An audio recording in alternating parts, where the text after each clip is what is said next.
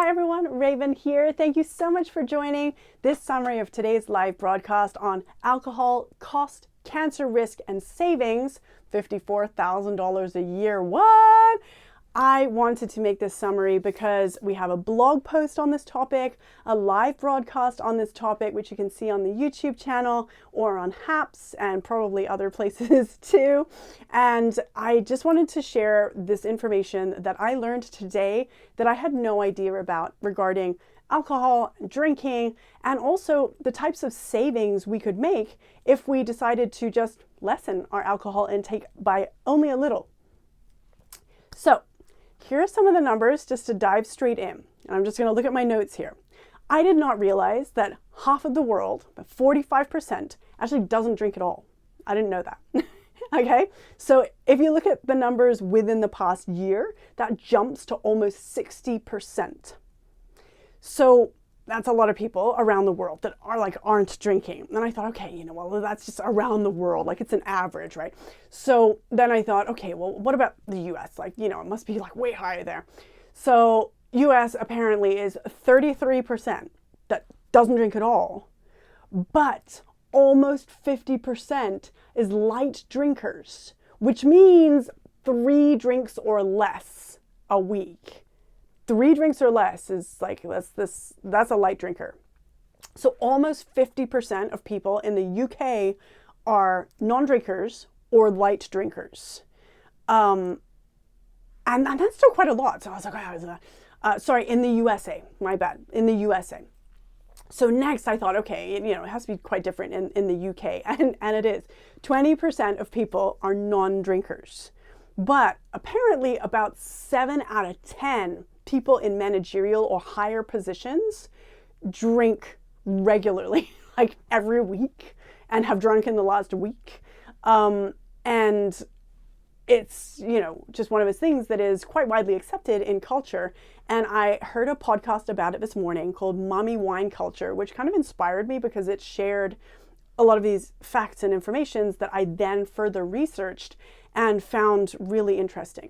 I didn't know that 4% of all new cancers in 2020 were alcohol related. I didn't know that 4% of all new cancers are alcohol related. And that's a general average as well per year. So this year and last year, I think we still need to get the data, but it's just, that's a pretty high average if you consider how many cancers there are to get. And the highest top 3 cancers that we get from alcohol-related cancer are throat, liver, and breast cancer, which is really freaky if we have a family, because, that's just terrifying. All of them are terrifying, right?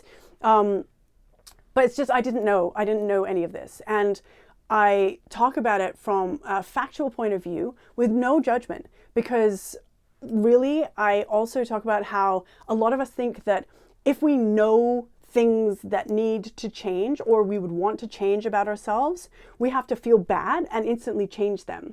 I say we don't, and I don't agree that that works at all. I think that beating ourselves up about stuff makes us try and change a little and then go back to our old habits because we're beating ourselves up and we feel bad. So it's really ineffectual, and I prefer the way of knowing things about ourselves that are possibly not the best or we would like to change, and loving them anyways and deciding to change them in a supportive and nurturing way if we want. And if we want to just keep them how they are, I tend to stress eat and quite overeat when I'm stressed. And sometimes I feel a bit bad about that. And then I think, but if I'm doing it, then I might as well love myself while I'm doing it, while not necessarily condoning the habit, but saying if this is what I need to do right now and I am choosing to do it, then when I want to make a change to that, then I can go ahead and do that.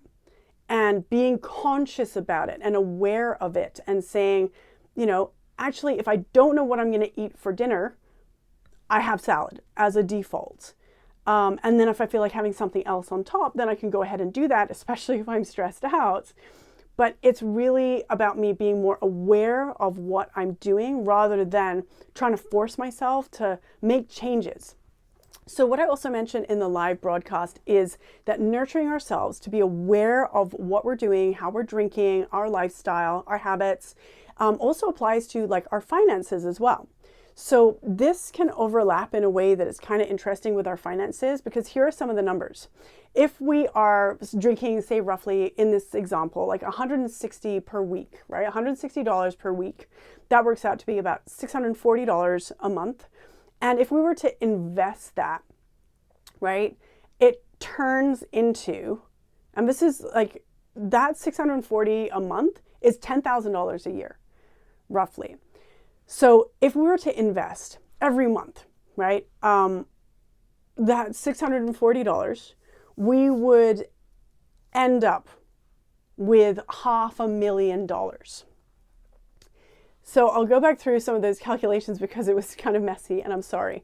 So we start out with $160 a month that we're drinking, maybe a bottle of wine here or there, maybe some drinks at the weekend, $160 per week that we are drinking, which turns out to be like $10,000 a year. If we invested that $10,000 for 1 year, it would equal $54,000, okay? But if we decided, oh, I'm going to teetotal and instead invest that $640 a month for 25 years at 7%, which is the same calculation as the $10,000 was invested at, that would equal $500,000. So say we don't want to teetotal for the next 25 years because, I mean, like what? And we just want to drink a little more moderately, and so we're going to halve that $160 a week. We still end up, if we're drinking half as much and we halve that $160 a week, we still end up with about $250,000 at the end of that 25 years. That is half a decade's worth of complete expenses paid in retirement. So think about what you were doing 5 years ago. 5 years ago, what were you doing? And imagine all your expenses from then to now paid just by what you're drinking. So that's 5 years of expenses that even if we're drinking half as much as that of that $160, we still get to drink, but we actually are drinking a little bit less. It's better for our health. It reduces our cancer risk, and we have, half a decade's worth of retirement paid for. It's just to think about. It doesn't mean we need to make any changes. We could be totally happy with the amount we're drinking and that $160, and that is absolutely fine, as long as we're aware of our choices and comfortable making them.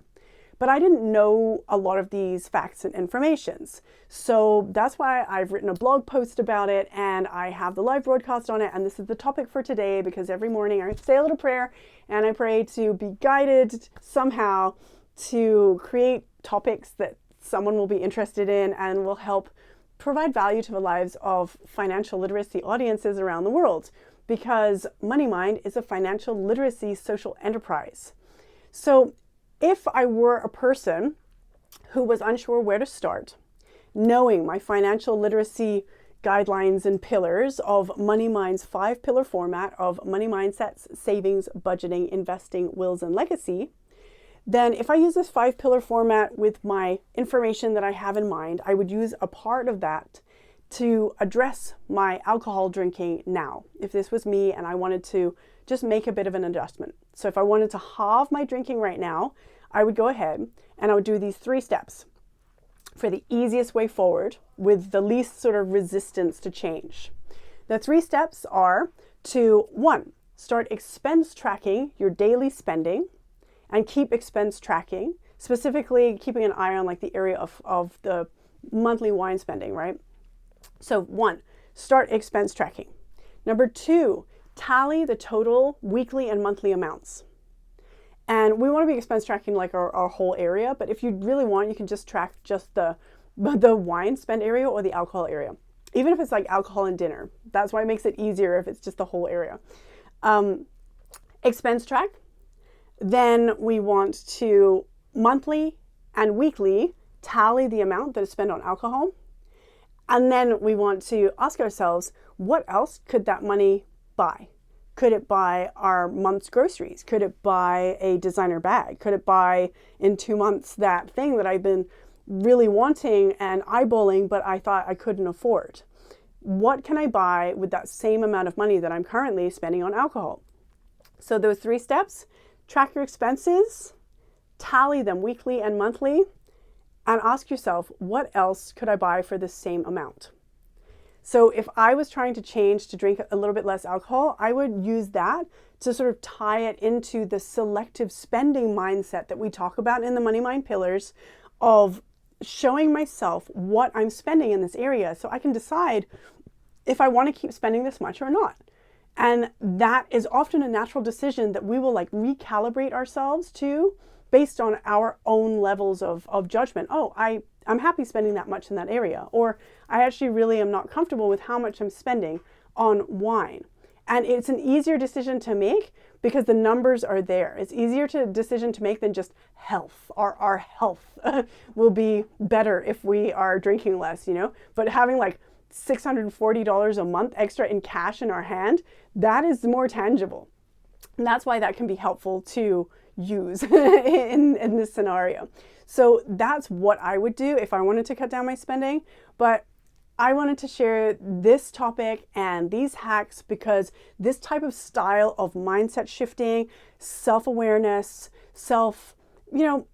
self-acceptance is really how we approach personal finance and using our 5-pillar framework for personal finance in Money Mind. So if you want to take steps in your finance area, then try out our free samplers, because they are also 10 minutes of really easy topics that will ask you questions to just gauge where you're at in your financial stability and money mindsets, savings, budgeting, investing, wills, and legacy.